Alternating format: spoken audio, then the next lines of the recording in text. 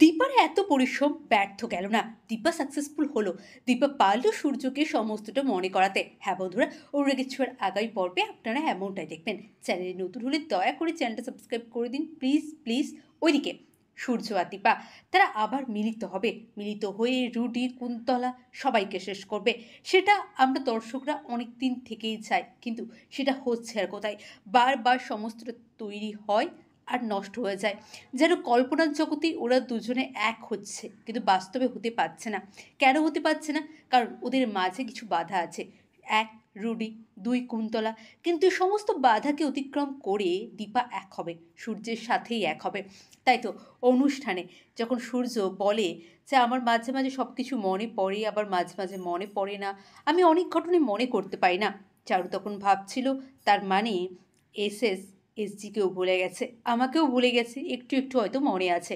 কিন্তু Rudi Rudi আতঙ্কে ভুগছিল। রুডির মনে হচ্ছিল যে এই সব কিছুর পেছনে একটা অনেক বড় কিছু হতে চলেছে।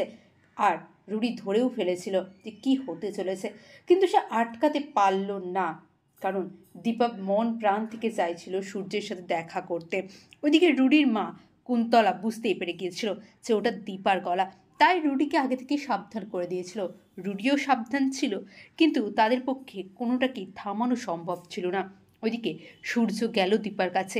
আড়াল থেকে রুডি সূর্য আর দীপার কথা শুনছিল।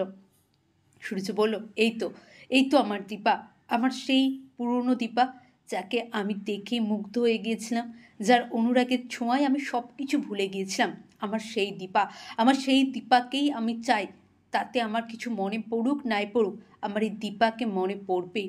এই সমস্ত কিছু এসে নিজের মাম্মিকে বলল রুডি। কুন্তলা শুনে অবাক হয়ে গেল। তার মানে কি এবারে সূর্য আর দীপা এক হয়ে যাবে? আমরা কি কিছুই করতে পারবো না? হ্যাঁ বন্ধুরা, কি মনে হচ্ছে, ওদের সন্দেহ কি ঠিক হবে? সূর্য কি পারবে দীপাকে সেনগুপ্ত বাড়িতে ফিরিয়ে নিয়ে যেতে, নিজের বউয়ের অধিকার ফিরিয়ে দিতে? দীপা কি সফল হবে তার এত পরিকল্পনায়? আপনাদের কি মনে হয় অবশ্যই কমেন্ট করে জানান। চ্যানেল নতুন হলে দয়া করে চ্যানেলটা সাবস্ক্রাইব করে দিন। অনেক ধন্যবাদ সকলকে ভিডিওটি দেখার জন্য। ভালো থাকুন, সুস্থ থাকুন, এইভাবেই পাশে থাকুন সবাই।